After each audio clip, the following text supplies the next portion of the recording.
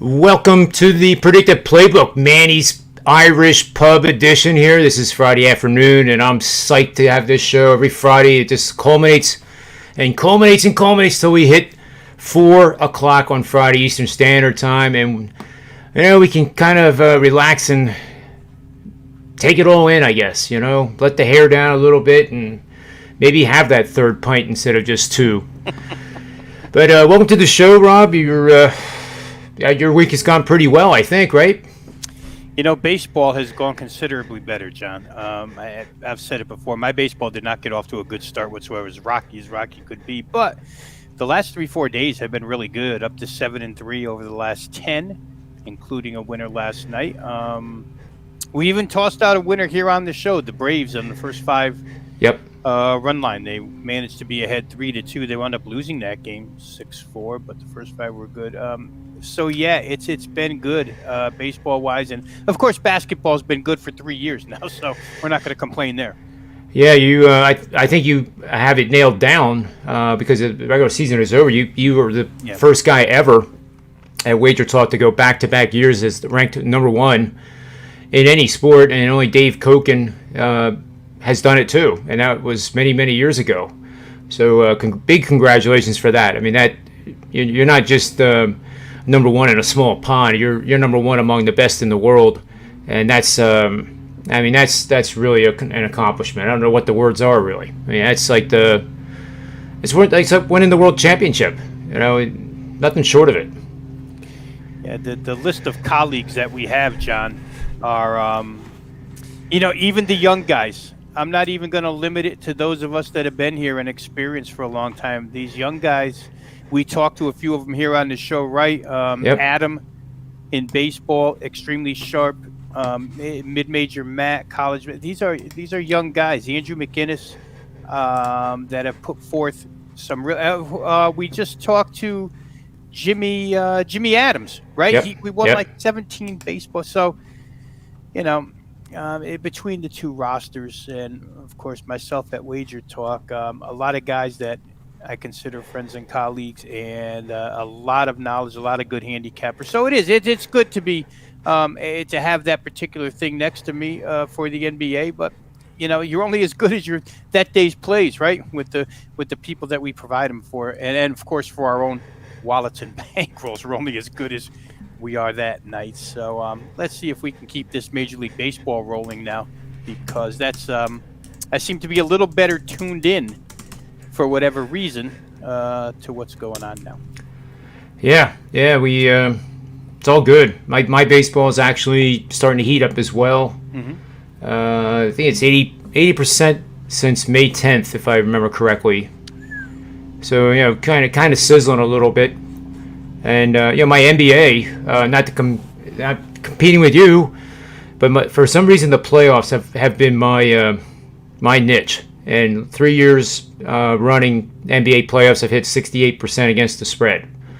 So, right now we're 2-1, and that's 67%. So if I keep going 2-1, maybe I can have a fourth year of something over 60%. And you and I both know if you hit 58% in any given regular season or playoff season, you're kicking butt. Yeah, no, it's no question. True. It's so true. I mean, just to give the folks out there that are watching us here now is some type of reference. The 3 years of NBA that I referred to here at Wager Talk, it's 56.1% overall, and that equates to plus 249.3% return on wow. risk. So the 56.1 might not sound like a lot, but the 249.3 certainly does return on investment. So it's tough to do, and I don't know if you did last night, John, but I lost out on one last night. About 10 of 7 when Vince Velasquez got scratched. I had a 5-inning play on Sandy Alcantara, which got wiped out because I had listed pitchers. Probably should have put action, but I wasn't even thinking that Vince Velasquez was going to be scratched. Numbness in his index finger on his throwing hand, but it cost me one because Miami went start to finish. Alcantara, as we both said on this show, a bad start the time before, and it was much more of a mirage than reality with that kid and the stuff that he has. And he came out and just dominated the Phils last night. Yep, he sure did. He sure did.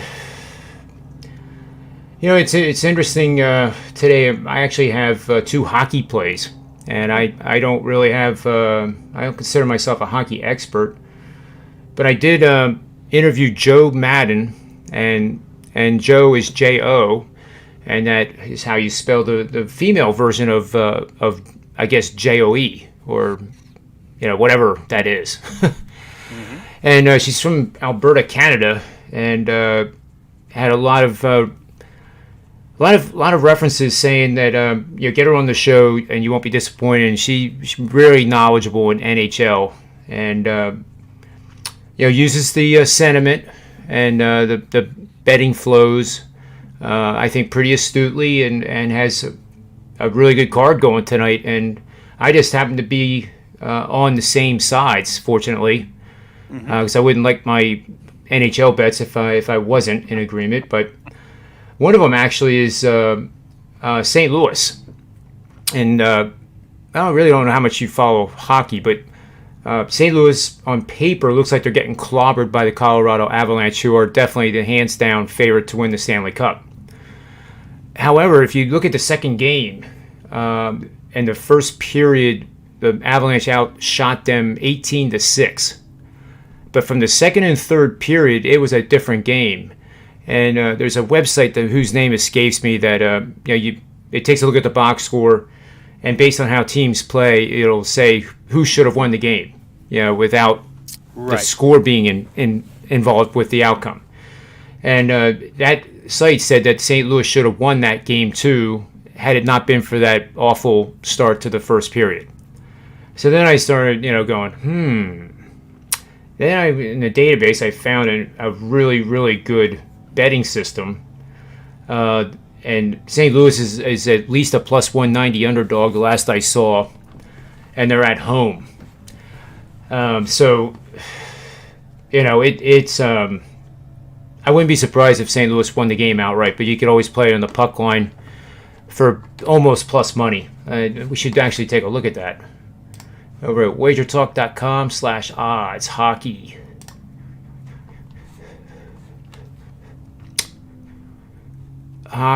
Hockey, Colorado, St. Louis. Colorado is 240 at South Point, plus 200 across the board at St. Louis. So that's pretty good. And the system is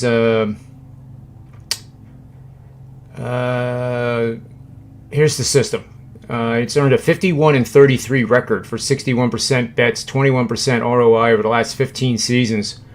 Bet on home teams that are coming off back-to-back games, allowing 3 or more goals in each of those games, and now facing an opponent that has scored 4 or more goals in 4 consecutive games.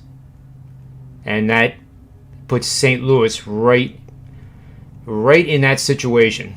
And if the home team is installed as a dog of at least plus 150, the record is 7-7. But it's averaged a 175 dog wager for a 38% ROI. So you may have heard me call these blackjack betting systems, and the reason I call them blackjack is that blackjack is a casino game, basically 50% odds. For our example, 50% odds. You either win or lose the hand. And of course you have blackjack, but let's take that out of the equation. So in blackjack, if you played 14 hands and won 7 and lost 7, you wouldn't win a thing. But in this system, if you do that, I forget what the actually number is. If you're playing $100 a hand, you make nothing if you're playing blackjack. But on this one,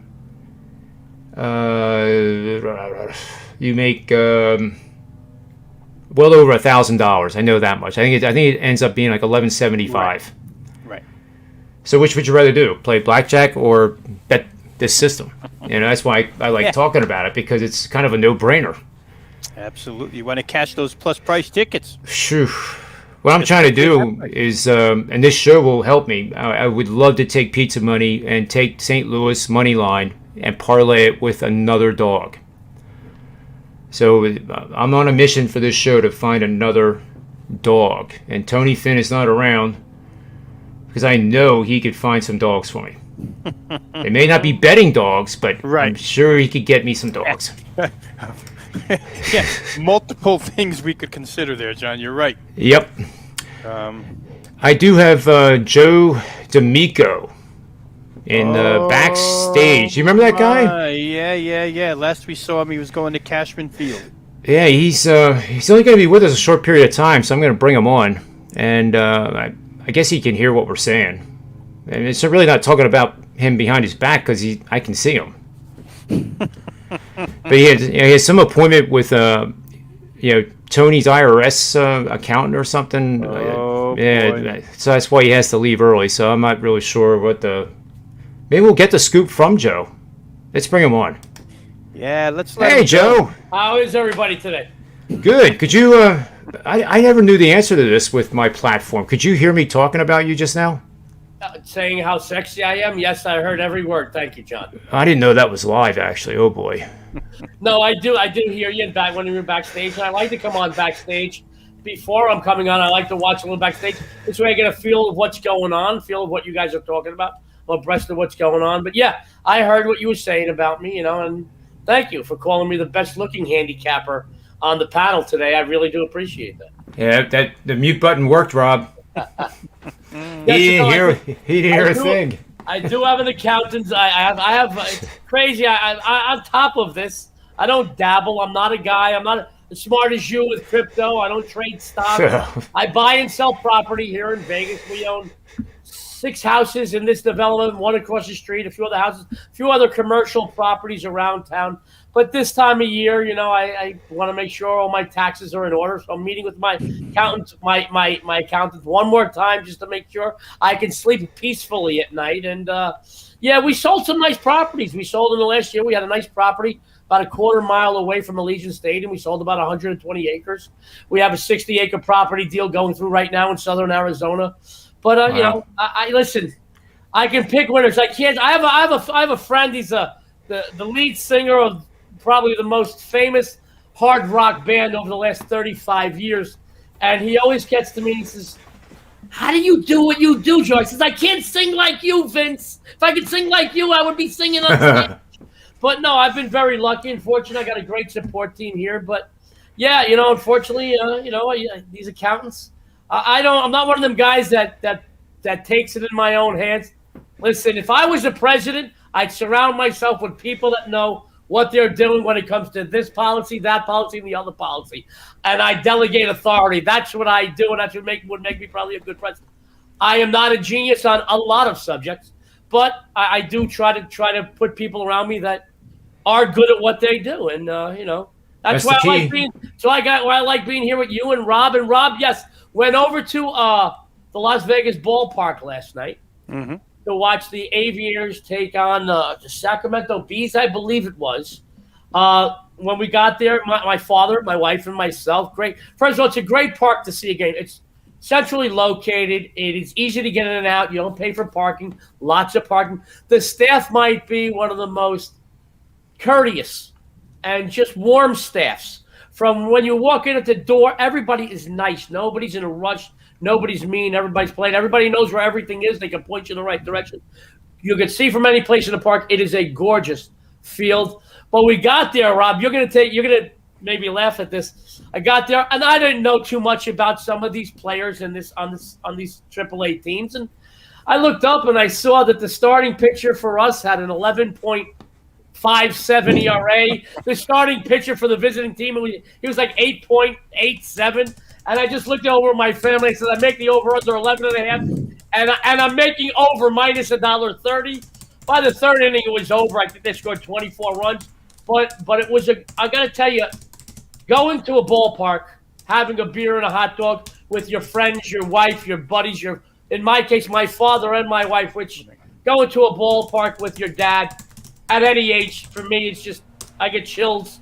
It's just a great place to be. But the feeling of community, especially over the last year that this country's been through a lot in a lot of different ways. The feeling of community, that's why I love sports. people were there. The kids were there. The mascots play with the kids. There's a couple of mascots they have. People were cheering. People were rooting. We were doing the cheers. It was just, it's the feeling of community, and that there's a feeling of normalcy back. And I love that about sports, guys. And I always think it's about the kids. And we go to the ball games and we're kids, and all the kids have their mitts and their cards, and they go, and they're so nice. And it's just a great. It's cool. It's great. So I can't say enough about how wonderful it is to go see a ball game anywhere. But I'm very partial to this Las Vegas ballpark. It is a beautiful stadium. Is that what they call it now, Joe? Las Vegas ballpark? They do. They're no longer play at Cashman, Rob. They gave up Cashman. They built this ballpark. They put a lot of money into it. It's right over by. It's on the southwest portion of town, literally a block away from the Red Rock Hotel and Casino. Oh, they have all right. a ton of parking. I got to tell you, man, it is just a beautiful park, and they made it designed to deal with the Vegas weather. Their seats are like a mesh seat that keeps you cool when it's hot. A lot of and my father's a little bit older, so I got seats right behind the home team dugout, but I got the last row, so we didn't have to walk a lot down and up, whatnot. And literally, the whole staff is there to help. People are nice. People joke, and it's just a great ball. And you got to see, it's a beautiful field. It's manicured. It's gorgeous. You could see from everywhere. And you're looking out over the outfield, and you see the mountains, and it's just gorgeous. And you can't beat a Vegas. We had some wins last night, but you can't beat a Vegas night for a ball game. And I do highly recommend it, Rob. If you come to town, you have the opportunity to see a game. Hey, I'll even go with you. Beers and hot dogs on me. We can have a good time. But I do recommend it. It's just a great night out for the family. Yeah, that sounds awesome. Yeah, fantastic. I think, guys, real quick here, the Sacramento team that you saw last night, Joe, ESPN ran a special over the weekend of a kid on that team who tried to commit suicide. Oh. And actually shot himself in the head and only has sight out of one eye now. The other eye is gone. And he was trying to be a Major League Baseball player when it happened. Survived the injury and is now on his way back up the ladder. And I'm pretty sure it's Sacramento Bees is the I think you're right, too. He plays for. It was really, not tragic because he's with us, but sad that kids, anybody thinks that way, that they have to do what he did. But good for him. And he's from Las Vegas, Joe. He's a local. So it's a good story. And real quick, to your point about, I won't waste too much time here, but my dad, I think I said yesterday, Brooklyn Dodger fan, 81 years old this year in July, about 5-6 years ago, had the opportunity because a friend of my wife's used to live in Southern California and held Dodger season tickets to take him to Los Angeles to go see a Dodger game, the first Dodger game he ever saw. And you're right, Joe, when you're with your dad in that particular instance, like I say, my dad's a Connecticut native. He's been there every year of his life. Never saw anything like this. So it was good. It was a real good weekend. Caught a couple of Dodger games. Guy happened to have great seats right behind the catcher, about 7 rows in. So had the kids. It's really a nice thing. My mom, my wife, everybody. It's a good deal. It's a good deal. Yeah, it sure is. And we remember, in our generation, I think I'm a little older than you, Rob. Obviously, you got better hair, but I think I'm a little older. Our generation, we used to go to the ballpark. We brought our mitt. We would try to get to the dugout to get something done. But our dads used to, or our moms, whoever, aunts, uncles, sisters, brothers used to teach us how to keep score. And it was a day and an adventure. And then the 7th inning stretch, and you think, take me out to the ball game, and Cracker Jacks and hot dogs. It was an event, and it's still an event. And I've been to every major league ballpark there is, every one. And I don't know how many NBA and how many NFL, but I've been to every major league ballpark. But I know somebody was, well, it's just a minor league. Going to a ball game with your family. I have my wife. I love my wife with all my heart. Going to do it with my wife and my father. I tell you, the only thing I was missing was my son. He's a United States Marine. He's deployed. He couldn't come with us. But I've got to tell you, man, going there and just the feeling and the energy And I think really as a country, we've been through a lot this last year. And I think going to a ball game, going to a Little League game, a high school game, just going and enjoying a ball game with your friends. For the ladies, there was a lot of girls there with the girlfriends. There was a lot of couples. There was a lot of families. And it was nice. And I've seen a lot of single moms that the husbands were there teaching the game to their sons and daughters. And it's wonderful. And that's when I see – that's to me what sports and baseball and going to a ball game is really all about. I know we're about sports betting and making guys money, but we all get involved in sports at a young age because of the community and because of something we can do with our parents and our brothers and our sisters, and because we can argue as a Dodger fan and a Yankee fan. But it's a healthy. It's not like people throwing things and having. It's a healthy situation, and I think that's what's wonderful about sports, particularly in this country, where you go to a ball game and somebody could be a Dodger fan and a Yankee fan, a Red Sox fan and a Yankee fan. You could be a Chief fan and a Raider fan, and we could still coexist and have a healthy competition and have fun and enjoy ourselves. And that's why I love sports so much. And awesome. Reggie stuck his ass out at that ball between 1978. I was at a couple of those World Series games. But, great thing. I run. As a matter of fact, I ran into a guy last night. There's always one. And he goes to, and he says, and very tall, big guy, and I'm not an imposing guy. Elias saying 5'8". When I had hair, I used to tell people I was 5'10". But he said, and I had a Yankee jersey. I said, "You're a Yankee fan?" I go, "Yeah." He said, "Well, I'm sorry." I said, "What are you sorry for?" He said, "Well, I'm a Dodger fan." I said, "So what are you sorry for?" He said, "Well, I think I read it used to be a big rivalry. I wasn't even going to get involved with it. It's already listen. If I gotta tell you why you shouldn't wear plaid and polka dots in the same suit, it's too late. So I wasn't even going to get involved." I said, "All right, good luck this season." Always somebody, but it's just one person out of 10,000 that were at the games. What are you going to do? Another example of Sun Tzu in the art of war. Some battles are won before they're fought. Mm-hmm. Exactly, sure. Exactly. Excited to be here again. I think I gave everybody a winner. I got a little lucky yesterday, but I think I gave everybody a winner on the show. I got another winner today for everybody. Let's hear it. Well, got to do this shameless plug again. Swept the board last night, both NBA and MLB. Last 30 days, 69% winners in baseball at Sports Memo. Last 30 days, 59% winners in NBA.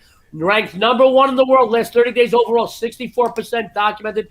2 winners on the Sports Memo board tonight, guys. My 7-3 MLB Crusher. My 53-13-2 NBA Vegas Insider Move in basketball. They're 8-0-1 the last 9 this season. Each play available. $25, but exclusively the wonderful people. I love Sports Memo, guys. They do so much for us. They really do. True. They do so much for the people out there, the people that are coming to the sites. But for us guys that are on the site, guys, let me tell you, they exclusively at Sports Memo. If you buy the rest of my baseball season, you receive all of my NBA winners straight through the finals, absolutely free. They did that themselves. I can't believe the support. But I've got a winner for everybody. And I know that you can say good morning to me. Once I'm done, it's lunchtime. I got to tell you, I want to keep this short and sweet. I know you got a show after me. Folks, my free plays are rolling. Another free winner. And what I feel is today's marquee matchup, the Dodgers and the Giants. Anytime I feel you can get a team with the best overall record in baseball, that it's won 5 straight, starting a pitcher that's perfect, 5-0 with a 1.75 ERA. When you can get them as an underdog, you've got to at least sit up and take notice. San Fran, 8th in the big league scoring, 3rd with the best pitching staff in the majors. With all respect to LA, and I do believe with all of my heart and all of my brain, LA will be in the postseason no matter what, even though they're struggling a little bit now. But right now they're not right clicking, particularly on the road where they're 10-12. I'm going to take the buck 15, the buck 20 with the San Fran team here, and I think we're going to take our bookmakers' money once again tonight, gentlemen. Love it. Absolutely love it. And if you go to sportsmemo.com now and use the promo code JD10, you get $10 off his single pick packages. So that is a deal, because then it comes down to probably less than what Manny charges us for a pint of a good IPA here. So, if you drink 10 pints today, you can drink 9 and get his pick. There you go. Now, I'm not recommending that you drink 9, but I know some of you guys probably do. Just John, space them out. I love you. I love you. And I wish and if I wasn't going to the accounts, I'd have a beer with you right now. I can't. I know I have to run and I monopolize the situation, but Rob, I'd love to talk to you. And when you do plan to come to town, please let me know before. This way we could go plan. We could plan an event or at least go to dinner. And like I told John when he comes to town, I carry cash. I always have bail money on me. We're covered. I promise you that. If we're with Finn, we'll need it. If we're with Finn, I'm going to have to carry cash in both pockets for bail money. That's right. Oh, my God. I love you guys. I want to thank you for having me and letting me absolutely. come in quick hit. Let me come in off the bench and pinch hit in the bottom of the ninth. Thank you, guys. Rob, I wish you nothing but winners tonight and this weekend. John, you too. I look forward. Hopefully I can come back next week. Yeah, and thank you absolutely. For everybody out there. Good luck. Have a winning day. Thank you. You too. Have a good night. Good weekend. Have a good weekend, Joe. Thank you. The guy has energy, doesn't he? It's amazing. He's fired up, John. Yes, he is. Fired up. And, he's sincere. But just, those stories, him telling about that baseball. I mean, how many, memories do you and I have of ballparks over the years, Yeah. Just, it is a special thing. It's like a second cathedral. It's, well, I guess there's some PGA places, I guess I'd play golf. I would call those cathedrals as well. But, baseball stadiums are structures. And some of them seem to have a heart and soul of their own, just like, Fenway, for example, and so many others. Yeah. Oh, good. We got Las Vegas Chris. I have a question for him. This is great. Oh, man. It has to do with the 17-week schedule and thoughts on playing the Circa and the Super Contest. Mm-hmm. If a division team, say, goes 13-1, 14-1, what's the magic potion going to be from the coaching staff about resting their players ahead of the playoffs? I mean, that adds a whole nother dimension. No, I know. Load management has been mentioned in a couple of articles I've read, John, and I'm talking about load management maybe game 9 or 10 if they think they've got a chance to win without key players. So the 17th game, it could get a little bit tricky for us this year. There's no question about it. And like you say, to clinch a division title, we know already, right, when a team is clinched after game 15, 16, we see hardly anybody on the field. But that may happen a little bit sooner in a 17-game season. We'll see. Let's bring here he is. Hey, guys. How you doing?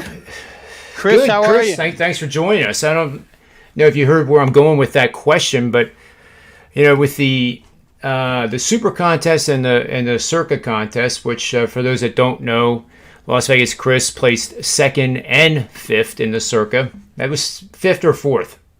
Second and fifth, right? Second and fifth, yeah. Yep. Which is remarkable. There was 3,500 entries, I think. Somewhere around there, yeah. Yeah, because I scraped every single pick with my little Python code into a database, so I know I have access to every single pick that was made. But I'm going to be interested to see what kind of patterns you find on that. Back in the day, I knew there was a guy on the forums, Pops, or a lot of people that have been around for a while remember him, but he used to do all that manually with the Leroy's contests and one of the other contests, and what he would do is just fade those people. And It had an incredible record because the consensus was no good in those contests. But now it's a little bit different. The consensus hasn't actually been that bad. So I don't think you'd make money fading the consensus every year anymore. No, you're right. It's almost like a system, a subsystem of a system. The group as a whole does X, Y, and Z and does very well against the spread for say 2 or 3 weeks. It's at that point then it becomes a more opportunistic consideration to fade what their top 5 picks are. The problem with that is that in the contest, as you know, Chris, you have to put your picks in on static lines that are issued usually on a Tuesday. I think this past year they were released on Thursday because of COVID, and then you got to have them in submitted in triplicate form. I'm kidding about that, but you have to have them in by 11 a.m. Saturday, or else you do not get your picks in. Well, some contests have earlier deadlines. As more contests become available, it's important for everybody to really check all the details to make sure that whatever contest they want to enter is going to be best for them. There's a lot of little things that can make a contest no fun or less desirable, especially with, if number one is consider the time involved. If you have to drive somewhere, most of the time you can proxy or put it in the apps, but some contests you may have to drive, and that adds up over the course of the season. Knowing when the deadlines are extremely important also, because some deadlines can be extremely inconvenient and can put you at a deficit every single week if the timing is bad based on your schedule. So you have to be available for those deadlines. And the rules, Golden Nugget is back this year. That's a contest run by Tony Miller down at the Golden Nugget, and that's 7 games per week instead of 5. Wow. But you get 2 sports to choose from. So, okay, well, it's better. But I would have liked to have seen them make a minimum number of NFL picks every week, because I think NCAA is easier to beat for the people that are really tuned in some years, and they can just go on rolls like you've never seen. I think 73% has won that in the past. And they've tried to combat that by taking out the stale lines as much as possible, but I think their deadline's a little bit earlier than some of the other contests, and that's one of the issues. And at least they took the totals out, college football totals, because you get some people, all they do is just play and they did okay. But so you just have to check all the different rules, all the different options, and all the deadlines and all the particulars. And you may find that one contest may not be for you. Now, the one question I do have, I actually have a follow-up question now too. In the Super Contest of the Circuit, we now have a 17-week NFL season. On average, I remember the lines are static. Number one, you get a sheet of paper, or you go on the website, and the contest tells you what the lines are for the games, and that's usually on Tuesday, right? No, I think Wednesdays. Wednesdays? Yeah, Wednesdays. I think most of the lines have been coming out. Station's Last Man Standings, I think, come out on Tuesdays, though. Another example of unique rules for that contest, you just need to get your pick in before the game starts. So there's no hard deadline. So if it slips your mind, you get the benefit of, there's at least a handful of games left. But mostly Wednesday is the day that they're releasing those now. So let's add a few situations to this. So I'm thinking ahead of this season with 17 games. Let's say the Kansas City Chiefs go 14-1, and there's no opening line, and they're waiting to see if Mahomes is going to play. They're waiting to see if Tyreek Hill is going to play. And what the load management, to use Rob Vino's word, is going to be for a team that has locked up a seed in the playoffs, and even, I guess, worse for the competitors in the contests, wrapped up a number 1 seed in the conference. So what I'm trying to figure out here is, Wednesday comes and the lines are put out, but let's say there is no line for the Kansas City game. They're going to generally leave those games off. More times than not, they don't have a problem leaving some of the games off, which is what they should do. There's more bye weeks, though, right? Yeah, the bye weeks go through week 14 instead of week 12 this year, so that's going to make a difference. Also, the season is diluted. There's no doubt about it. The extra week adds a diluted games. You're going to, instead of having 1 or 2 dead weeks, you might have, 2 or 3, even 4 dead weeks potentially. So, and you've got more injury. You're going to have people sitting just for injury purposes. It's a long season. So if this play hypothetical, you have to have the picks in, let's say 11 a.m. Saturday morning, Las Vegas time. Just hypothetical. You get your picks in on time, and it includes Kansas City, which everything you have read to that point says that even though they've won the division, they're going to play Mahomes for at least the first half. And you've made a decision based on that knowledge that Kansas City is a smart bet for the contest. After you submit it, the news comes out that none of those guys are playing, and the whole entire first unit offensive line is not playing. Of course, the line at the books is going to move, but the line that you have is not going to move, and that ends up being a pretty sucky bet. Well, if you remember, there was the New Orleans Saints Denver game last season where they were on their 3rd or 4th string quarterback. I actually omitted that from my contest picks. Sometimes it's an advantage. You're speaking specifically of being completely surprised, obviously. Yeah, and having more than one game involved. Right. And that's why I didn't describe the question that well. Because of 17 weeks, you could have several division winners already decided by week 14, which leaves 3 weeks of absolute guessing when, as you know yourself, those 3 weeks are the most pressure-filled weeks you can imagine. When you're competing for the championship and titles, and then not being able to know which teams are actually going to play. It almost reminds me of how the NBA is right now.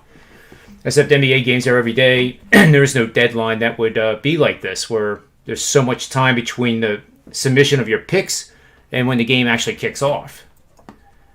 Well, that's part of, that's an advantage for people that are doing it full time.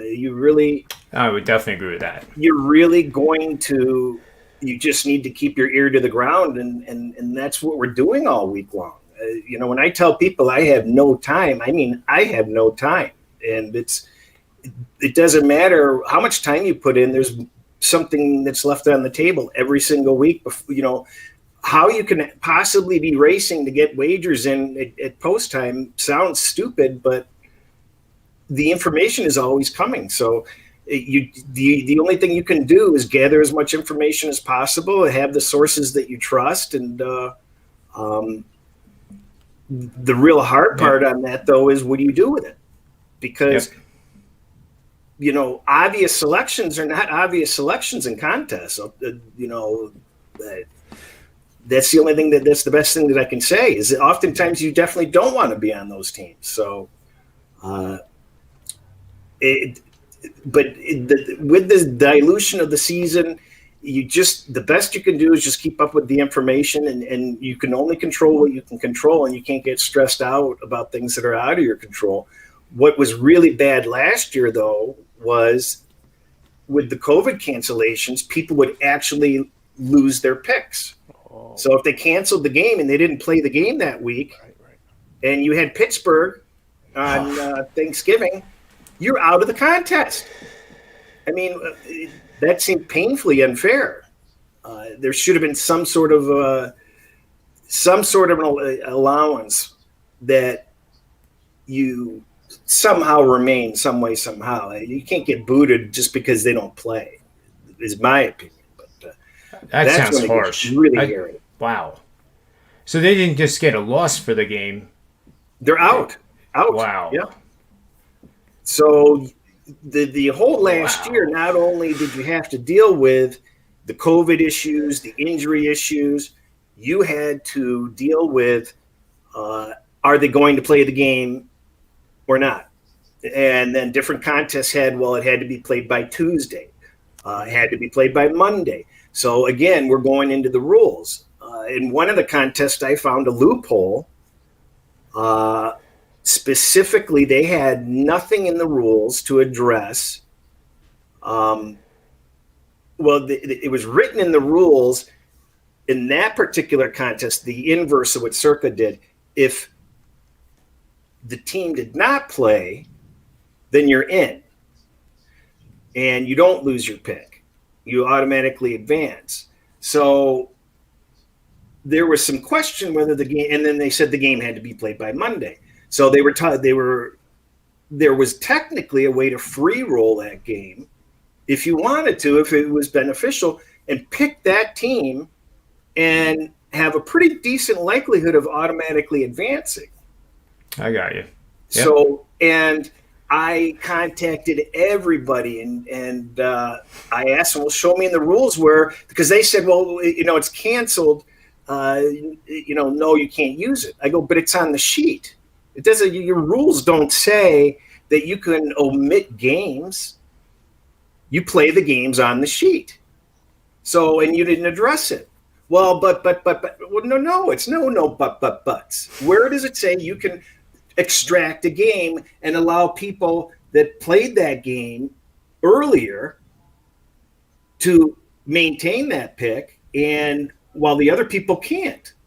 So your only rule said that the pick had to be in before the game was played, and the game has to be played by Monday night. So again, every contest has these weird rules. Circa had a horrible tiebreaker last year in the contest, just based on, like, when I was coming from behind, if I tied the leader, just because I was behind, I would have had the tiebreaker. Man, how fair would that have been? Whoa. And nobody not fair at all. Nobody knew that rule, and that's an extra half game. And then also, like, if you were a half game off with other people, then that put certain people a full game behind you. So it was all these little tiny rules sound like horse manure. They matter. They definitely matter. There's loopholes everywhere. Yeah, that's wow. So you could have come from behind and tied, and come in second. Yeah. So the guys on, anybody in front of me last year was automatically lost a half a game. That's not fair. No, it's yeah. So it's going to be changed for sure. So, but nobody knew that. Nobody knew that. I talked to every single person. Nobody even knew that rule was in there. Even a coin flip would be better than that. Exactly. So, and you're talking about a $750,000 difference in prize money between first and second, and you're going to do it on that? Did they ever give well, you probably don't know, but I would think a fair way to do it possibly combine the money of first and second place and divide by 2. They didn't. What I said, they could have declared one winner and split the prize money, which I thought was a compromise. But they wanted when I pointed out this to them, and they said, well, we want one winner. So, and I can appreciate that. I mean, but let's have it based on some sort of a skill set. So I submitted 5 tiebreakers for consideration. I gave them an order of priority that made logical sense, based on the skills. Obviously, number 1 tiebreaker would be who had the most wins. Why wouldn't that? Yep. Because, one person could have 2 ties, one person could have an extra win. I forget off the top of my head what else I suggested, but it's certainly better than, well, who was behind. That makes total sense to me, because you can have a tie because it's based on points. You get a point for a win. You get how does it work at the circuit? Now that I'm thinking about it, you get none for a loss, and you get half for a push. You get half for a push. Yeah. So you could have a guy with 3 more wins than the second place guy, just because the second place guy had a lot of pushes. Well, and see, that's the other issue too, is how do they get the lines? And I personally was very frustrated because there was not a decisive way of what are the lines going to be. Some of the other contests, it's the lines on the board at 10 a.m. on Wednesday morning or such and such a time. But the lines didn't match their lines that they're dealing on the board. Oh, wow. So you guys know just as well as I do, well, that's a problem when you don't have a specific way that you're coming up with these lines. One of the other issues, the final week seemed to have a hell of a lot more even numbers instead of half-point numbers. So how are you supposed to come from behind if you've got all these potential games where you can tie? So wouldn't it be more exciting where people can make some movement on these last couple of weeks? And then shouldn't you be, instead of going out of your way to have even numbers, because there were like 2 or 3 games that could have definitely been on an odd number, and they went out of their way to put it on even numbers. And I'm like, well, Jesus. So now if you're coming from behind, you can't use those games. You can't, like my position, I could not risk not being able to earn a full point on every game. I needed to be able to earn a full point on as many games as possible. So now I have to exclude, certain games potentially. So these are all the things that go into it, all the considerations. And that has nothing to do with who's going to win the game, really. So an example would be a game that should be lined as a 5-point favorite is now in the circle lined at either 4 or 6. Well, I don't remember specifically, but there were some lines that really didn't need to be on 3 or 7, and I'm like, and I'm like, I think I actually contacted him and asked, well, how do you come up with these numbers? These aren't the numbers you're using, and you're putting them on even numbers. You're making it harder for somebody that's trying to catch up. And I pointed out there should have been some sort of a uniform method of coming up with the lines that's indisputable. I mean, you don't want anything left to human error or human decision making needlessly. I guess they could, thinking it through, I guess they could come back at you and say, well, it's making it harder for the leader to increase their lead, having that many even numbers, but still, then it minimizes the chance for a guy to come from behind. Sure, and that's first and foremost. The leader is absolutely fine with that. Nobody can come behind and get me. Right. Chris, correct me if I'm wrong real quick here, but when you said uneven numbers, you weren't necessarily meaning 4 or 6. You were meaning games weren't lined as half-point lines. Yeah, I'm sorry. The potential for push in a lot of games. And Right. you can't use those because a push is doing you no good. Exactly. I'm sorry, I misspoke on that. You're right. No, that's all right. I got what you I'm glad you clarified, because I thought that, like at my example, I thought they were making the line that much different just to get a even number. Like 4 would be a more common result, and 6 would be more common result than a 5. So very rare you get 21-16 final. You get 21-17. Well, you've got the value on all those numbers are very, believe it or not, far more similar than you realize. They're all, 4, 5, 6 are landing at the same rate almost. Yeah, we're into that world now, aren't we, Chris? With all these missed extra points, somebody there you go. The breakdown I saw on it, but 5 used to be considered totally dead. Yep. And 5 is no longer dead. 5 is becoming more alive than ever at this point in time.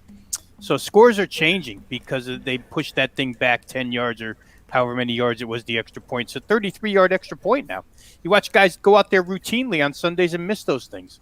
Well, here's the thing that's really important for people to consider is you'll see people tweet out, well, games land on this number X% of the time. And you need to take it a step further because that data is useless. You need to know how many times the game was lined that number, did it land on that number? Because for all you know, if it landed on 3 20 times that season, it could have landed on the opposite 3 17 out of those times. Right. So, and that's believe it or not, you'd be shocked at how many times the other numbers is landing more often than the number that was lying that number. So, and that comes into consideration for the value of buying points, and it dilutes buying points even further. It's changing now. What used to be key numbers are no longer I mean, they're still key numbers, but don't get me wrong there, but they're not as key with teams going for 2 points. I think Pittsburgh's a great example, right? Almost every first touchdown, Tomlin's out there going for a 2-point conversion to be up 8-0. Yeah, Philadelphia did that a lot too. Our boy, and he's no longer there. So will that change? Will the coaching strategy change with a new head coach on the Eagles this year? And maybe they don't go for 2 as much. We'll see what happens. But yeah, I think you're going to see that it's going to be constantly evolving as each year goes by, because I think when you have elevated scoring, that creates elevated variance, number one. Number two, strategy comes into play on this. More and more often, these coaches are choosing to go for 2. I mean, and I think it's probably smart for them. I'm surprised they don't do it more often. They're starting to, but why not do it all the time? It just makes more sense, especially if you've got the personnel to do it. Put the pressure on the other team, because I think it goes even deeper. It puts the pressure on the other team on both sides of the ball. Even if you're the offense of the opposing team, if you know that you have to be aggressive all the time and you can't sit back, because you know that team you're playing against, if they score, they're going for 2. You've really got to be pressing, and you're thinking just a little bit different. So, and that's going to change all the numbers that land. It just has to. I think it's a lot more random than people think, and it makes buying points, not that worth it. But when you're there ready to lay your money, you're like, I can't live. I have to have this 3. I have to. Yeah. You know what? There's so many situations, Chris. I mean, I used to get mad. I mean, not used to as recently as last year, and I probably would this year as well, at coaches who chase real early in a game, going for that 2-point conversion. You're down. If you kick the extra point, you're going to be down 8. You're still within 1 score in the third quarter, right? But instead, you choose to go for 2 because you want to be down 7, and when you miss, you're down 9, and now you need 2 scores to win a game. Doug Peterson's king of that, John. Doug Peterson would do that and frustrate me week in and week out. But not to complain about it, but it's just a further point to what Chris was saying about the randomness of where these numbers are falling now, because as early as third quarter, sometimes even second quarter, due to situation, these guys will chase points with 2-point conversions. And if they make it or miss it, makes a huge difference in where these games fall. I mean, I know they score another touchdown, they're going to go for it again, and maybe they make it and it all evens out in the end. But a lot of times it doesn't even out to 14 points on 2 touchdowns in the end. It's 12 or it's 16 or it's something different than what we're used to.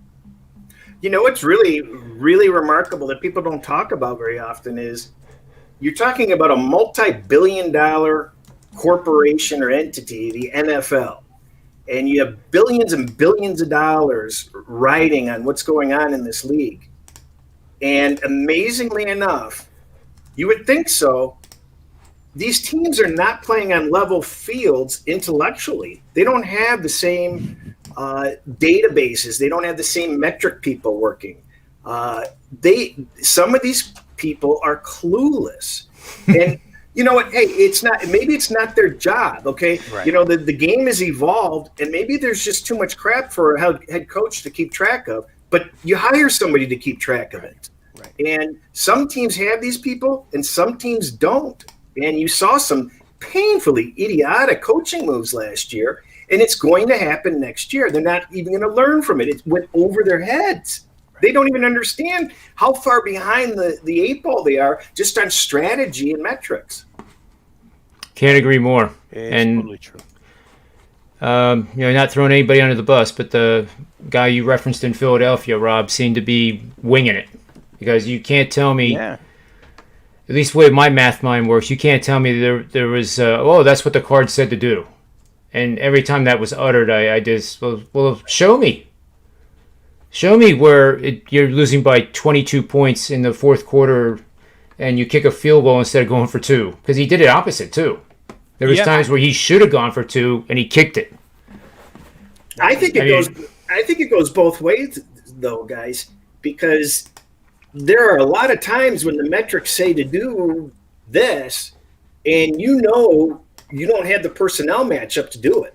You know, you just Yep. know that. Right. Sorry, yeah, we're supposed to go for 2 here, or we're supposed to just kick the PAT. You don't know what's going on with the personnel issues and the matchup issues that completely, you know, there. You know, the easy thing is, well, the metrics say do this, but I have Tom Brady. You know, and the metrics say do this, but I've got, you know, Blake Bortles. So you can't tell me that decision is the exact same decision. So Yep. One that'll be interesting, guys, is to see how Urban Meyer strategically runs things coming from the college game into the pro game. When he was at Ohio State, a lot of going for 2. He may bring that college stuff with him. But for those watching, it's a reason why the 3 of us and everybody else that's involved in betting these games every single day, we kind of follow these coaches, and you have to have a good grasp of what these coaches do. What we talk about most is whether or not they'll stick a meaningless touchdown in at the end of the game to cover a spread. I mean, that goes way back to Steve Spurrier in Florida in the 90s. Or whether or not they'll be Nick Saban and let off the brakes in the second half, and you wind up, I know a colleague of ours, Ralph Michaels, made a ton of money winning bets playing Alabama first half and just taking the whole second half out of the game because Nick Saban was going to let off the gas pedal. So it's why we study coaches and coaches staffs, and you'll find a couple handfuls that it's meaningful in the end, difference between wins and losses. And when you're betting as many games, 365 days a year, every single extra winner helps, and it makes a difference. it's funny because I think there's a very high percentage of people that bet that actually understand preseason is about opening up the newspaper or listening to the radio, and the coach is going to tell you what they're going to do. Right. And it's funny, when the regular season starts, people kind of stop doing that. You know what I mean? That's all you talk about in preseason, right. And then you don't hear much talk about that anymore. It seems like people, just figure everybody's going to do the exact same thing. So, yeah, those game plans aren't made available to us after preseason. That's for sure. I wish they were, but they still will telegraph. We really need to get our running game going, or we need to loosen it up a little bit, or they'll give you little hints. Every coach won't, but every week there are hints on some games. Yeah, there's an art to being able to interpret coach speak. Some of it is very, very generic, and some of it you can get between the lines and understand what a head coach is trying to say. Again, it takes a lot of years, probably a lot of beating your head against a brick wall before you figure it out. But, it's all important. It's all important. It's there for you. You just got to know how to find it. I did a little query while you guys were talking. I'm going to try to share my screen if I possibly can. It's just from last year. I was just curious about the results and the randomness of the ATS margin. And let's see here. Hopefully I don't show any personal pictures of Tony Finn. Well, and the numbers are changing the teasers a little bit too. That people aren't talking about that, but teasers are not the same as they were. Yeah, true, very true. All right, it's too small, isn't it? Well, I can actually go like that. Give me a fighting chance, John. Yeah, is that visible? No? That's all right. I can stare at it. Go ahead. So, if you can't see it, it's 2020 NFL season. There was 10 games where the margin against the spread was 1. 7 games, 1.5 was the margin. 6 games had 2. 9 games had 2.5 results. 6 had 3. The big numbers are 12 games and 11 games were 4 points and 4.5. And then it was 5 games for margin of 5, and then 7 for 5.5, and 4 each for 6 and 6.5. I don't know if it's an anomaly that 23 of those games occurred at 4 and 4.5, and whether that actually makes those the kind of the power numbers. But that also would then imply that 1 is a big number. Well, I guess it is actually, because +1 is the difference between if an NFL game ends in a tie. That is a big number. Is there any meaning in this at all? Like if I ran it for the last 5 seasons, maybe? It just doesn't look right.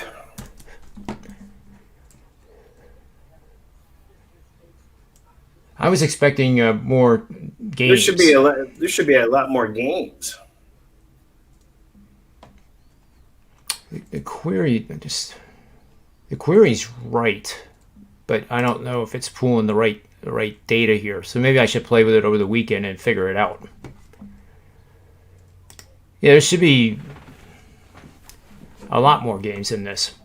Yeah, there's something off about it, but you know what it is it's not taking into consideration.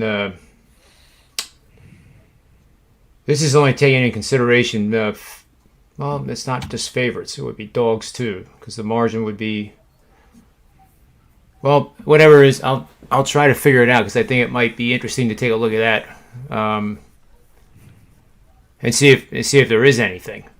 Well, and also don't forget that we get fans back this year again. Yep. So that changes the whole dynamic of, how are you going to handicap for home and away, and it's going to, every single year lately seems to have some sort of rule changes, refereeing changes, home, away, where are the games played? Are there fans? Are there not fans? There's just so many variables and not a large enough sample size to take any of it to, really too much heart. But it's more curiosity than anything. Yeah, we were, to change sports here real quick, Chris. I mean, within one postseason, this postseason, we're going to see a huge increase in fan attendance at these games. Within 2 weeks, the 76ers are going to go to full capacity at Wells Fargo Center. They're not going to start that way, so you can't handicap the first round full capacity, but the second round, I think by June the 10th is the date, so maybe by second round, you have to, again, where your home court adjustments are made, within one postseason, within 2 weeks, with a bunch of these teams that are increasing weekly as we go along here. So it just makes it such a fluid situation for us. Well, if I'm not mistaken, NBA had the highest field goal percentage for 2-pointers and 3-pointers and free throws this season, correct? You got that, John? I can do that in the database. I'm not positive of it. We can blame Finn on that if it's wrong, but Finn told me that this season had the highest rates for all 3 of those categories, and I said, well, there haven't been fans, and now we're going to see fans, and I have a feeling that's going to change, and then therefore there should be some value betting unders. The scoring should be a little bit more difficult, a little bit more value. I think there's going to be just more distractions, and I don't think it's going to be a slightly different game. So that was my initial reaction. What do you think, Rob?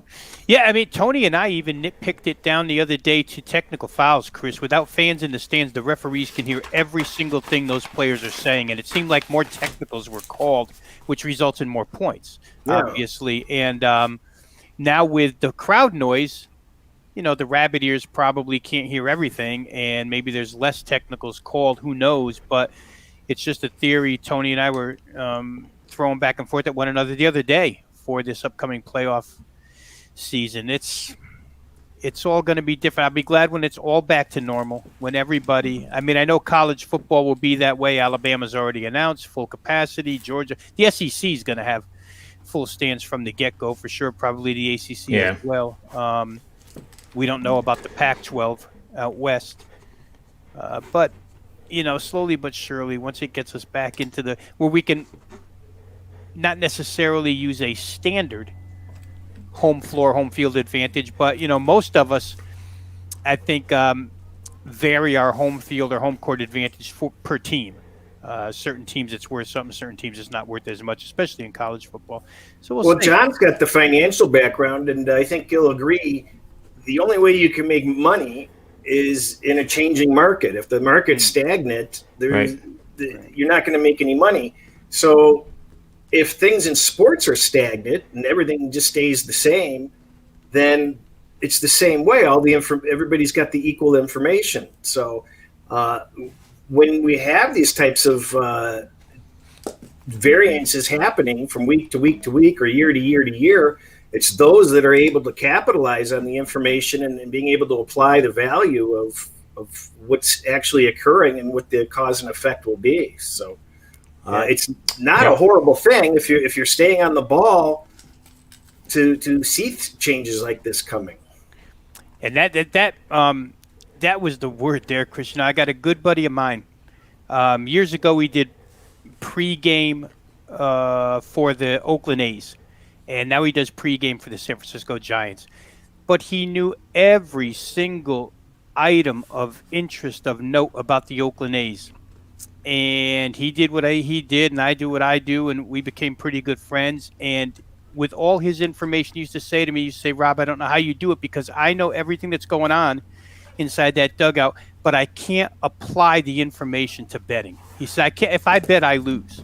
And in essence, that's all it comes down to is, are you able to apply the information correctly to put yourself in line to cash your ticket, or can you not? It's a fine line for sure, but application of information in this racket is huge. John, maybe you know the answer to this. I remember seeing somebody tweet out that they had mathematically developed some sort of a system to verify this, which is something that I've always kind of believed in. Roughly, I personally believe it doesn't matter what you do. You can look at box scores, and 50% of the games are going to be random results. So you can handicap until you're blue in the face, and it didn't matter. The stats won't match, the luck factor, all these exterior forces, whatever you want to call them, it just didn't matter. So what we're trying to do is we're trying to win 7 out of 10 games out of the other 50%. And where things go the way they're supposed to go. Have you ever seen somebody apply that theory to numbers to substantiate that? A couple times, and unsuccessfully. It was mainly going after over-unders in NBA and NFL. A lot of work and a lot of models trying to exploit that. And at the end of the day, the margin between a random walk theory and the model was not enough to justify the model's existence. So to my knowledge right this moment, there really isn't anything other than situational trends and averages, and digging into even like in charting of a stock, you take the 3-day moving average, 21-day moving average, 28-day, whatever, 100-day. In sports, you can't really do 100-day, except maybe in baseball. But you take those performance levels where a team is exceeding their season average, say by 8% over the last 7 games. That puts them in a situation that may or may not be to bet on or bet against. But then you add the other parameters, and then we get to the term that Finn wants me to call the JR value instead of the P value, because P value. I agree. This it sounds disgusting actually. But that then measures how well those parameters work together. How meaningful is it that X parameter, Y parameter, Z parameter are producing 72% results against the spread over 5 years? So that's where the joke's about. Where Finn came up with the Lakers ate at McDonald's, it's Saturday, it's a 1 o'clock game, and they're 80% in that situation. That p-value would be horribly bad. It has no meaning whatsoever to the actual result or the performance of the athletes. So that's kind of the stuff I have worked on. And the one I mentioned to you, Chris, was creating a model that would be able to anticipate the competitors ahead of you or ahead of anybody, and with some reasonable degree of accuracy. Of course, I'm not going to be able to say, well, you're in 8th place, Chris. You got 2 weeks to go, and the number one guy, here's his picks. That's impossible. But if you're in 8th place and you have 7 guys to jump over, I think we'd be able to get a reasonable estimation of what those 7 guys and what their most popular picks might be. And that's kind of the neat thing. So if you're in, I guess, what is it, 150 cash, and you're in 200 spot with 3 weeks to go, you can then really have a nice sample size of the top 150 they're cashing at that week, and be able to say with a pretty good probability that the most popular pick among that group is going to be X, or the top 3 games that they're going to be focused on are going to be this. I really would love for you to develop something that actually works, not because I want to compare to what I believe, because in my opinion, that's my job all week long, and I don't know how strict, Rob, you are with your games, but when you find the world on one side of a game, I mean, it gives me the willies, and I don't know how often you'll back off of a game because of that, or consider it, but I certainly do. I do too. So, but the reason I ask you, Rob, that question is, throughout the course of the week, that's why I do all these podcasts. That's why I listen to all these podcasts, and I listen to all these radio shows, and I want every spectrum. I want to hear from the brilliant people, and I want to hear from the weekend warriors, because hopefully I absorb basically what the market is thinking, and trusting my judgment on it. So, right.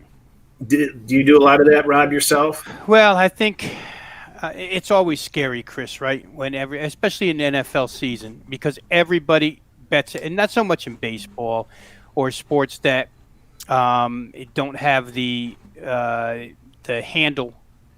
Bookmakers don't take the handle that they take in the NFL. When every single person who has $20 is betting in NFL, and they're all on the same side, and you land on that side too, you are a little bit nervous. I mean, it's where the whole term square developed, right? I mean, the guy cutting his lawn bets $20, and his 100 buddies bet the same team with their $20. Then you're probably on the wrong side. We used to use something called the ESPN factor too. In our business, guys, we try to be so proactive, right? We're trying to see things, realize them before they happen, so that we can get in on the ground floor, so to speak, get the best of the number before odds makers catch on, and that number, 3 weeks in is then gone, and you no longer have that advantage. We used to tease all the time about the ESPN factor, where by the time ESPN catches on to something that happens in a market other than the NFL, let's say college football that happens in Conference USA, where they don't do any stories on, right? Something that happens in one of the non-Power 5 conferences. By the time they catch on to it, John Morant would have been a real good example of this when he played at Murray State. By the time they caught on to John Morant, the value in betting Murray State was gone. And we always used to tease about that. Get there before ESPN does, and if you get there before they do, you're in good shape. To the other thing that you asked John before about the coin flip games and 50% coin flip games, it's interesting because I feel like, 50% of these things are coin flips. We watch them every day, every night. We see results every day, every night, at least, even if you don't watch them. And, from there, though, what good does it do us? We can't identify the 50% that are going to be coin flips. If we could eliminate them and then just go after the pool that's going to produce non-coin flip games. So it's even hard knowing that these games are going to land. John, you were talking about earlier when we started rescoring a hockey game, right? If the St. Louis Blues Yep. game had been rescored, you would have had a different winner. And they do rescore games in football all the time, and it kind of helps us with the following week and the week after. Yep. But those coin flip games, they're tough to identify, man. I can't sit there and look at the college football board and say, coin flip, coin flip, coin flip, I'm not going to play. But to the second question, Chris, too much public money in the NFL, certainly. There's teams in the NFL, right? I mean, you've won a lot of money handicapping it. There's certain teams in the NFL that $20, $50, $100 guy wants no part of, ever, in any circumstance. And those are teams that, as ugly as they may be, hold your nose, put your money down. They'll get you paid. They'll win you a contest. I'm going to go through my records over the last 3 or 4 years, and I'm going to chart as much stuff as I possibly can to find some patterns, because I'm wondering if there are teams that I didn't even bet an entire season. I'm wondering if – I mean, I know there were some teams I bet more than 10 times. So, right. But, it's when you're talking about getting the information and staying ahead of the bell curve, I find myself sometimes in a situation of being so far ahead of the bell curve, and you're a college pro, so it has to happen to you sometimes, where you're so far ahead of the move that the market starts to move somewhere down the road, and you don't understand, well, why is it moving? And it can't be moving on this that everybody should have known weeks ago, can it? And then you start playing mind games with yourself. Well, am I missing something? Or how can people be this far behind? And that actually really mucks up a handicap some weekends, where you're trying to figure out, how the hell didn't people know this? There has to be some other reason. Right. No, absolutely. You always feel like there's somebody out there, at least I do. I always feel like there's somebody out there who knows an extra something more than me when I see line moves like that. And that'll make me question my own judgment. And a lot of times, it's funny, Chris, when you're going bad, in my case, when you're going bad, you question yourself doubly. When you're going good, you could care less what anybody else is thinking, and you just go ahead with it. I'll say this, from a proactive standpoint and from being ahead of the bell curve, this is funny because I just had this talk with Teddy a couple of weeks back. I'm big on that stuff. I'm big on reading a lot of local papers. I'm big on following a lot of local beat writers and trying to find something involved in, especially in college, something that's not major conference. And you see something and you play it, and you're right, and it loses. So you come back because you're a week ahead of yourself. You're too bet. State as a prime example from last year. I played an Arkansas State college football game over because I just knew that the coach was turning their spread system into 50 times a game throw. I had read something. Well, they stayed way under the total. And I watched the game, and all right, I lost that one, but I'm still ahead of the curve. The odds maker's not going to jack up the total. I'm going to go at it again. Go at it for the second week. It still doesn't get there. No winner on the over. 3 weeks I did that on that college football show I do on Tuesdays with Drew and Ralph. And after the third week, the next week I went on, I told Drew and Ralph, I'm done. Arkansas State over, I'm done. And I think they closed the season last year with 4 straight overs. So sometimes you can be too fast and you give up. You really shouldn't, but I did. It's just, it is what it is, right? It's an inexact science. There's no right way to do this. No matter what you're not always going to be right. It's when I first came to Las Vegas in 1991, I met a guy, and I was raw. I mean, I bet games, but I had no clue. I just betting games. I'm a 30-year-old kid who knew sport. And a guy put it in its simplest terms. Gambling is nothing more than putting yourself in the best position to win. That's all you're looking to do. Just put yourself in the best position. It ain't always going to work out. But as me and John were just discussing with the 3 years of NBA that I've had at Wager Talk, 56.1% over a 3-year span to people doesn't sound like it's a lot. But to guys like us, that's the reality. Yeah, the return on investment of that with Wager Talk has been 249.3 ROI. And maybe people understand that better. They don't want to hear 56.1 best position, put yourself in the best position. They want to hear 80%, I'm rich overnight. It's a hard racket. It's an inexact science. So everything we do, we think is a winner when we put it out there. And it doesn't always turn out that way. You go so a lot of times I do those, the betting things like this one, the angles of the day. Mm-hmm. So a lot of times I will, instead of this, the 77%, 48 and 14, by the way, this is on San Diego tonight, and this is a valid play. So anyway, 10 and 2 this season, instead of doing the percentage, and say it is a dog playing Major League Baseball system that hits 48%, I'm a little reluctant to I'll put the record in, but put the percentage in, and it does kind of freak people out. But then if you include that, well, by averaging a plus 175 Major League Baseball wager, the $100 bettor has made $5,128 over the last 5 seasons just betting this system. And then I think you overcome that scare, like, well, 56%, I could do that myself. That's what most people think. Absolutely. And that's true. And the other issue that came up, I had a debate on this with some people recently, is there's a huge segment of people that just don't understand the difference between units and ROI, and they're confused on it. And you've got all these different people, using units one way, and ROI sounds boring, and they don't understand the value of ROI. And ROI, it's just not clear and easy to understand to people, and it can be manipulated. It can be perceived in different ways, so to speak. And there's something that was flying over my head, how confused people are in general. I mean, they think it's both sides feel it's fraudulent to do it the other way, if that makes any sense to you. So it's a topic for down the road, to some sort of a strategy to make it clearer somehow. I don't know.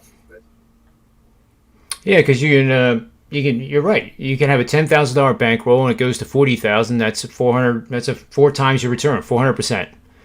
Or you can have 200 bets that total $10,000, and that 10,000, all those bets made 40 grand. That's 2 ways of looking at it. Well, the other thing also is I've been thinking about is it's not apples and oranges. If 2 people are making X percent, well, what did you have to risk? If both people made 10%, it's not the same when one person is laying 180 on everything and the other person is getting plus 120. And so you just putting the percent out there, it needs more context. Yep. It's almost like the way Tony Finn looks at ERA. Just not all that meaningful, really.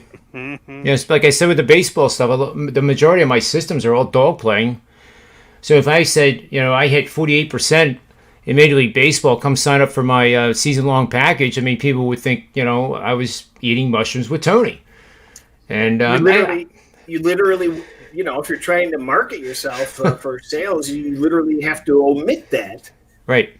And because the larger segment of people don't understand, and that's what I'm going through with my process. Is I don't do 5% and 4% and that, and if I continue with this process, I'm going to have to make it clear. Hey, this is a rating system, so I don't like how they're the same, perceived the same. Everybody looks at it differently. From what I understand, generally people play all the plays the same anyway. I've been in communication with dozens of clients, and I'm shocked at how few people actually vary their bets. They're either playing it or they're not. So that's one thing. But the the rating system thing is something that I haven't been able to reconcile because I come from a different world. I'm just sharing what I'm betting, and in the future, it's going to have to be more practical for me to use the rating system. So, and is that deceitful? I mean, I came into it thinking it was deceitful, but it's not. But it's all a matter of perspective. So, like when you say, you have 48%, well, why in the hell would you list that? Right. But you're not intentionally being deceitful. You're reading the room. So, I do it in the. If you looked at my sports memo page, I'm sure in the NHL and Major League Baseball, I have my streaks based on ROI. Yeah. And I actually write in ROI instead of percent because that too can be confusing. If you've made 56% on a $10,000 bankroll, that's $5,600. But if you say you're hitting 56% winners, that's totally different. Mm-hmm. Yeah. Mm-hmm. Yeah. And that's the hard part of being able to communicate it. I think it's much better to say the $100 better under my subscription would have made X. And the percentage goes away then. And ROI goes away. Then people go, oh, wow, last year if I would have bet $100 on every single game he released, I would have done this. And it actually forces them to get away from, you only hit 62%? A friend of mine, I think you guys probably know him, Kyle Hunter. And he does a show with me once in a while. I go on his. And he actually told a really funny story how a guy was learning about his subscriptions and what he could get. And Kyle was running hot. And it was either 62 or 64% over several months. And the guy actually said, well, I'm not interested in that. That I can do that myself. And you got to be kidding me. Yeah. Good. Well, I would just said, okay, let me pay you. Yeah, if you're that good. Work out a deal. Yeah. I mean, it's you just do what you can. This is as non-deceitful a company as I think I've ever worked for. I spent a lot of time started in a boiler room. Want to talk about deceitful? Go sit in a boiler room for a while. There's deceit. But yeah, the way that they do this at Wager Talk with the return on investment, in my estimation, is probably the most legitimate way to do it. I mean, I've been places where 5 stars, 10 stars. Well, what the hell are stars? You really don't know, but you use it, and it seems to be what it's like a thing of the '80s, right? When it used to be Kevin Duffy and all the Mike Warren, 100-star locks and all that other nonsense. And I think in reality, what Johnny and the group was trying to get away from was exactly that. They didn't want to get any part of that. You know what I mean? How many Mike Warrens were there back in the 80s? A funny story, I actually met somebody who said, yeah, I was one of the Mike Warrens for a couple of years. Yeah, he was a beaut. And there were plenty of them, like I say. And I've been in a boiler room where a pretty well-known guy ended up in jail for what they were doing. But it's, these guys that you were saying before, Chris, that you have communication with a lot of your guys and they're betting them all the same anyway. And I would say that these guys who come in and buy single-day packages, they're interpreting these plays and betting them however the hell they want anyway. In the long run, I've learned over 29 years that people want somebody to blame. They can't get it right. And so let me pay this guy. And when he screws it up for me, I can tell him how bad and now with social media, they can really tell you how bad you are.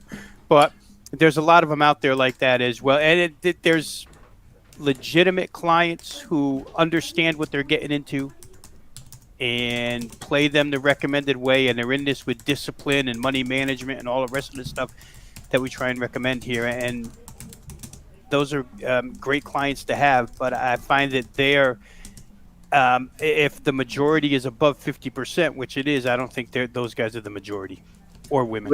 No way. The only thing I would say differently is just say some people are. There's definitely a group of people that are like that. I listen to a lot of shows and comments and such, and someday I know I'm going to be the guinea pig to really go toe to toe, because as somebody that hasn't been doing this for years and getting involved in it, my perception of what the industry is entirely different than what I thought it was going in. And I'm always surprised by learning new perspectives, and more importantly, the perceived value is, do you win or not? And that's not always the value that you're providing. I mean, I know, I can't tell you how many nights I get 4 hours of sleep. If I see 6 hours, it's a miracle. So you pay a stockbroker, you pay somebody to mow your lawn, you pay somebody to be your dentist. There's 20, 30 things that we pay other people to do that, hey, they may not be perfect about it, but you at least know they put the time and the effort in, and there's more to the story, so to speak, as Paul Harvey would say. Yeah. There's no doubt. You can spin around the value and effort into it. Yeah, I mean, you tell somebody that you do 2 30-minute videos a day, sports analysis, and they think you have the whole day off. And I try to explain to people that, at least in my case, to get on the NBA tip-off show, or to get on any show that we do here, and any show I've ever done in my life, radio, sports book in front of an audience, the amount of preparation time to do a 30-minute spot is hours. It's not just walk in and spew stuff out there. The preparation is insane for us.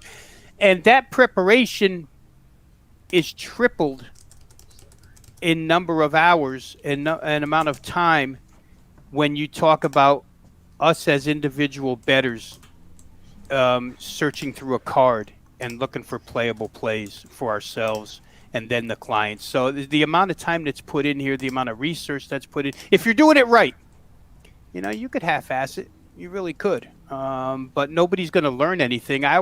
When I was on the radio in the late 90s with a Sports Memo, the only thing I used to go by is that hopefully when I get done, the people listening learned at least one thing that they didn't know when I started opening up my mouth. And hopefully that's the way it is, And in order to have that happen, you got to be doing the work yourself to find that one thing that maybe somebody didn't know. Because, nowadays, when we're talking here amongst each other, but we don't know, this is a general conversation that we don't know where the people are watching us right now. And sometimes you can just push something out about Texas Tech, not knowing that there's somebody from Lubbock who knows Texas Tech inside and out listening to you. And if you don't know what you're talking about, you're going to get called out for it. You almost deserve to be called out for it. So I don't think, back to the original point, I just don't think that a lot of outsiders realize the amount of time that's spent by guys like us in research. And like I say, if we were just betting for ourselves, if we weren't even involved with Wager Talk or Sports Memo, it would still be that amount of time as a bettor. I've always said I respect horse race handicappers so much, because I might complain about 340 something Division I college basketball teams that I have to know every single year. Horse racing guys, there's a zillion tracks across the country. There's 8 horses in every race. There's 10 races every day, 80 horses a day at a track, times 7, 560 horses, and then multiply that by the number of tracks. It's crazy. I used to walk into the Barbary Coast when I lived in Las Vegas, and a friend of mine who actually partnered with me on a small business back in the 90s was the race and sports book director for Coast Properties back then, Jackie Gaughan and those guys. And to watch those people sit in that horse race room, and the bank of televisions, and these guys are handicapping every television with a different track on it. It's nuts. I give them credit. That's a lot of work. The real comedy is that you could never explain to somebody else truly what it feels like to there are times every now and then where you're just sitting like I am right now, and you're just looking, and somebody the wife will come by or something. Somebody will come by.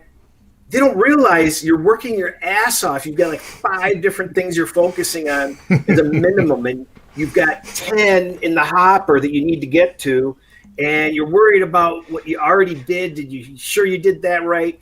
And your brain is on overload. It's like when your phone starts to slow down on you when it overheats and it's just going sluggish. And you're like ready to explode. But if you just saw it on camera, the guy's not doing anything. What the hell is he doing? He just sits there all day. Yeah, that's the appearance for sure. But rest assured, anybody watching this, speak for myself. I think I speak for you guys too. It's not the case. It's not the case. And for guys like Tony, our sidekick on this show, Tony Finn, who writes, the amount of writing that he does. And the level of detail that he goes to. I used to write a newsletter, a football newsletter, much like, Gold Sheet Playbook, any of those in the mid-'90s. And I don't write anymore because I can say what I have to say in about 1/10 of the time that it takes to write. So God bless people like Tony that take the time to write these analysis out.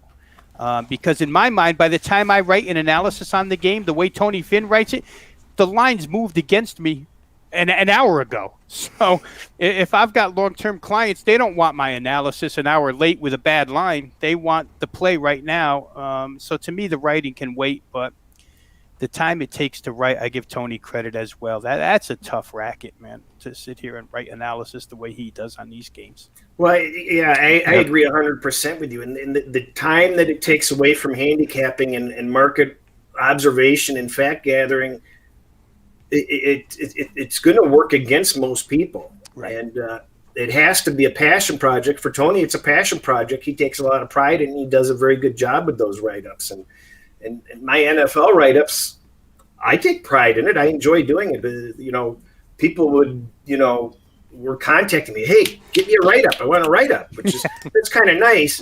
But it takes time to do it. So, I did a compromise of the two. And hey, what you see, what you get is what you get. So I'm not going to be making sure all my punctuation and I might have some grammar context problems. I may have run-on sentences. There may be some discombobulation, throughout, but it's better than nothing. That's what I got time for.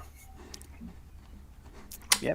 In the end, the object is to get a good number, and you can't let that good number disappear because you're busy on a write-up. You just can't. You got to bet it and get it to the people that have paid you long-term. I mean, the people coming along day of, minute before, 5 minutes before and by, maybe that's somewhat of a different story. But I think there's an allegiance to people who buy long-term, at least that I feel, that if I'm going to bet it at this price, I want to get it to you at that price. I'm not going to take the time 45 minutes later, show you the write-up that goes with it when the game's gone from 4.5 to 5.5, and it's not as good anymore. So just my thought on the thing. So that's why I'm on these shows, because I can spit it out.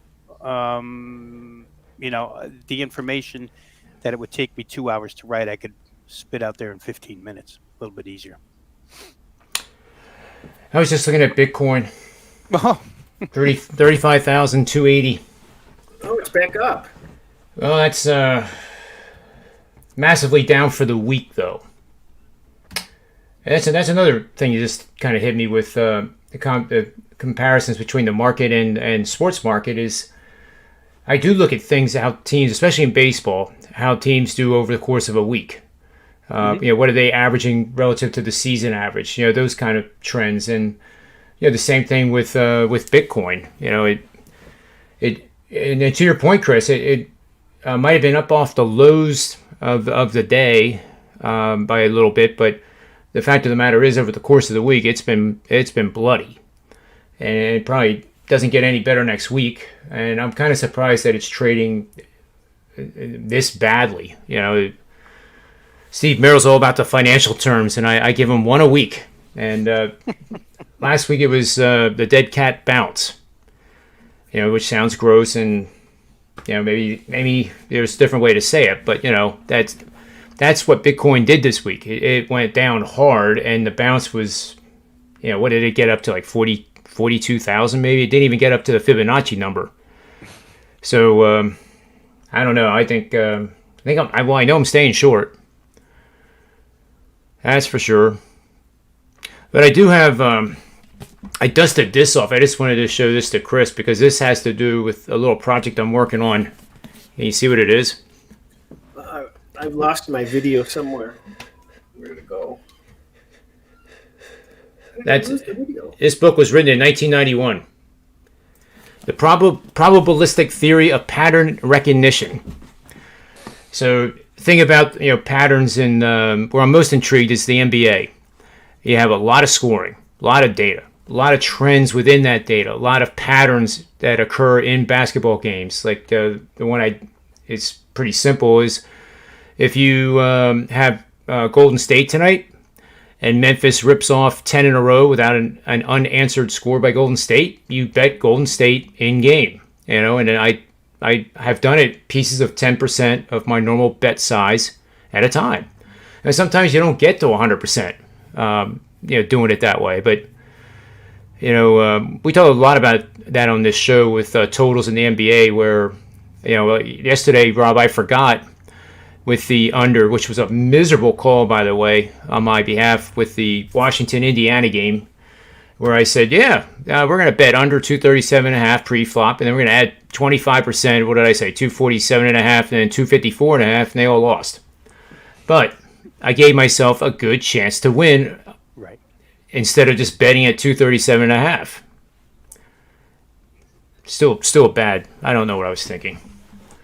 But these patterns, this is a book that got me started with the first couple of neural nets we built on Wall Street for pattern recognition. So at the time, I reported to the chief economist, and he was just crazed by this. So we would actually have, with our institutional clients, and believe it or not, it could be the Harvard Endowment Fund, it could have been Asian Development Bank, and my boss would be on a phone call, and he would say, "Yep, we got a match with the 30-year bond."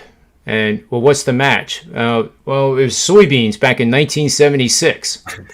But it was true. And the price action that the bond market was currently going through matched up perfectly with that 1976 event in soybeans. And it was amazing, the correlation of, the accuracy was quite good. Even though you wonder, well, what the hell does soybeans have to do with bonds? Well, it doesn't. I don't think there's anything related to soybeans in their price except if you're storing it and there's an interest cost, and interest comes from where the 30-year bond is. But that's about it. But that was the beginning of it. So I found it and I dusted it off, and just kind of going through some of the methods that have been available since, for hundreds of years in some cases. This machine learning stuff, everybody likes to say the word, and deep learning, and first of all, most of them don't know what the hell they're talking about, and the second thing is that it's been around a long time. I mean, there's some new advances, some new discoveries, some new mathematical ways to model. The technology has allowed us to do all kinds of things, like the ability to mine Bitcoin. Which we didn't have back in the 1950s, obviously, when some of these things were developed, but they're all still relevant. It's just that we can process so many things so much faster and bigger databases. That's what makes us smarter. Well, I became an expert in that pattern recognition system around the age of 13 or 14, playing Pac-Man and all the video games. Well, that's true. Stupid, but it sounds stupid. That's very true. But yep. I really became very good at it, and I was able to apply it to so many different things. I went into the collectibles industry for years, and you could see the exact same patterns in all the different collectibles. And you can see it in some sort of financial markets. You don't need to read a chart. You know when something's coming. And I've been very fortunate at reading markets, not knowing anything about the market. So I fear learning anything more will just make it worse. But the patterns are extremely important in betting, because you have to understand line movement, you have to understand patterns, and you have to recognize I've seen this before. It's going to do this. It's going to do that. So, and apply that to value. Also, you talk about the in-game betting. Sure, we know it's going to be when a team gets up by 10, you can bet the other side. But the real problem is, well, what's the juice you're going to pay on that, and how fast is it going to take you to calculate, well, do I want that at minus 135? Because they're taking the obscene 30 to 40 cent margins on these in-games. Because I was all excited to get into in-game NBA this year in college. And I look at this in-game, I go, wait a minute, this is not right. And they're taking so much juice out that they're really negating that far more often than we realize. But we compulsively want to bet. I think the average person compulsively wants to bet it anyway and doesn't worry about the money. They wanted the number. And they want to be right. Oh, yeah, I knew they were going to come back. Well, yeah, sure, okay, but how many times you have to be right 65% of the time or 70% of the time at that juice? Are you right that often? I've found MGM, and I do not have an advertising relationship with them, but maybe I should. They have the best in-game lines I've seen, and I just refuse to pay minus 120, so I just sit there and wait. And especially during a commercial, I'll just wait. I'll wait it out until I get that minus 110 or even minus 105, and sometimes you can get plus 100. And I found that to be more of the case of how these algorithms are working, that they're really good at anticipating, I think, how the three of us would bet in-game. So the juice is usually high on what I want to pull the trigger on, but then I just wait. Even if the game resumes, I'll still wait for my number. And if I don't get it, I don't get it. There's another bus coming around the corner. Well, it's you could have three different shops up for in-game, and they could each be a half a point off or a point off, and then you factor in, well, they're all offering money lines also. You need to know the value of all that stuff instantly. You don't have 30 seconds to figure it out. Right. You need to know right away what the value is, and you may not have even realized, wait a minute, you're sitting there looking for a particular spread, and you realize, hey, I'll take this one a point and a half off. It's a much better deal. I lose a point and a half, but I got all this extra value. Or you weren't even looking at the money line, and you realize, well, screw the spread. The value here's on the money line, because you can calculate out what 5 points means there. So that's why I think, for me, I learned right away you had to have a plan in place of what you were going to do before the game started. So the example with my total from yesterday, all right, do the pre-flop and then 25% at this specific number and not paying more than minus 115. Minus 115 or lower is the execution. You do it for the first half only. And, to do the second half in-game, the value diminishes rapidly because the time to be right is becoming smaller and smaller. The window gets tighter. Except, of course, if you're on a show with Rob Vino and you bet Oral Roberts with a minute and 9 seconds to go, I got plus 650 on the money line. And Oral Roberts, the best free throw shooting team in the nation, was trailing Ohio State by 2 points. And if you bet Ohio State that, you had to lay 1,000, minus 1,000. So I kept asking myself, this is too good to be true. This is too good to be true. This is way too much value. I'm gonna look like a fool doing this, especially if we're live on the show.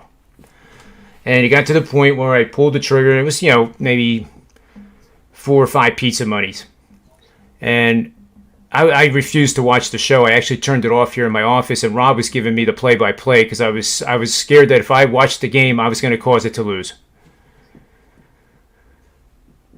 Pretty nuts, huh? No, I change the results of games every day. Trust me. I know. What are you laughing at? Trust me. It's the truth. Yep. I guarantee you, I am changing results every day. I love the beginning of Moneyball because I'm exactly like him. If I'm watching the end of a game, especially basketball, and I'm not in front of a TV, but I can hear it on a radio or my phone, and it's tight. And 1 minute I'm covering the spread by a point, and then I'm not. I turn it off, and I literally wait like 30 seconds, and I turn it back on to see what's going on now, and then I quick turn it off, and turn it back on. There were, even though I did really well in NFL, there were a lot of times where I didn't know scores until the next day. I mean, I literally didn't even know the afternoon scores until the following morning. There's times where I just shut it off. I go, the only way I'll have any good luck is maybe in the morning. So it's bizarre how we think sometimes. Yeah, that's so true. Yeah. Well, I guess we should consider signing off here. I think this is an evergreen show, though, and I can splice out and create this show, the three of us, because I think there was a lot of great information, from Chris and Rob that can be used for literally years and years to come, and especially if you have aspirations to do. If you have aspirations that you're going to be winning the Circa, you could start with this show and realize that it is going to be probably the single most difficult thing you've ever done. And I can't think of anything more difficult in the second half of a Circa contest, and you're actually in contention for the prize money. I can't think of anything else. Well, you all I can tell you is you don't think about it. You just you get in a one at a time. You just go week by week and game by game and just do the best you can, and you got to get lucky. So it's just like betting. It's no different than betting, but you're trying to accomplish different things. So we'll come back. We'll do another good video. Yeah, for sure. I'll conclude with this. This is a tribute to my bowling friends who are so passionate and emotional, and they're always either betting a certain team or they're hating them. But I have found that if I just listen and keep my mouth shut, I get some really powerful sentiment from those bowling leagues. And I'm not putting bowling down. It's just that you're indoors, you get to talk to a lot of people, and you just kind of listen to the tone. Especially in a week of the Eagles versus Dallas. And it's not always that the Eagles are going to kick their butt. There's times where they don't have a chance. They don't even belong on the same field. The coach should be fired. They all suck. And then all of a sudden, I start getting bullish on the Eagles. And then I start digging. And, sometimes you find that nugget that gets you to be on that team. That ugly team, like taking the Jets like Chris did against Seattle, and they just absolutely crushed Seattle. That is one of the best Circa bets I think I've ever heard. And actually know the person who did it. I mean that. Having to 2 days ago, I ended up on the Montreal Canadiens for the game and for the series on 5 minutes of information. I ran across something that had excellent information. It wasn't just nonsense, and it was so good that I'm like, I got to be on them. I had no interest in the series at all. I had ruled it out. I'm going to sit it out. And I read something that put me on it right away. And you just never, and it was from a source you'd never expect, just scrolling along randomly. And that happens all the time. And that's why you have to just absorb as much information as possible. You don't know when you're going to get a real nugget. It's true. And last but not least, Phil Mickelson is no longer in the lead. Oh. But I'm sure he's had a nice dinner, and he's rested comfortably. But he is actually in third. Brooks Koepka and Louis Oosthuizen, who has never won on U.S. soil, by the way, and that's that's like I can't even believe that's true. I mean, the guy's a really good golfer. He's always in contention. Maybe it's his time. But just seeing Brooks Koepka name there, he's through 13 holes. He's 6 under. They have the next. Actually, Mickelson could still be tied, or possibly in the lead, because I don't think these guys are going any lower, because the last 5 holes are playing into a really strong wind, and the scores are up. nobody's going to be 10 under at the end of today. And DeChambeau is tied for fourth at -3, and he's on 12. But they have the gauntlet to go through yet. I just need Dustin Johnson to miss the cut, and I'll be happy. Well, he was cooperating. No, he gained 2 strokes on the last 2 holes, and he probably won't make the cut, but apparently he's got like a 14% chance, and I'm going to have an aneurysm if he makes the cut. What did he finish at? My +6. I don't get mad if I'm wrong, but I think the cut's going to be +5. I think it's going to be also, but I bet every single matchup I could possibly find against him. So there's 67 guys. Actually, there's 81 right now at +5 or better, and that's a T67. So there's 81 guys. That means there can't be that many guys on the course. That means like 14 or 15 guys would have to go from +5 to +6 for the +6s then to be part of the party. I think you're in good shape. Oh, yeah, they did change the stats now. Yeah, it's like a 2% chance now he's in. Well, that's good. Yeah. 1%. Well, thanks for having me on, guys. Yeah, it was great, Chris. And our free pick is San Diego Padres with that betting system I gave. That'll be the betting play for the night. And, Rob, thanks as always for being with us. Steve Merrill, I don't know what happened to him. He said he was going to do the NASCAR show and then, make his appearance to talk about Bitcoin and doggy and all that other good stuff. But maybe we'll catch him next week. And hopefully Tony Finn's home from the airport. So for Rob, Las Vegas Chris, myself, wagertalk.com, sportsmemo.com, and the Predictive Playbook, may all the wins be yours.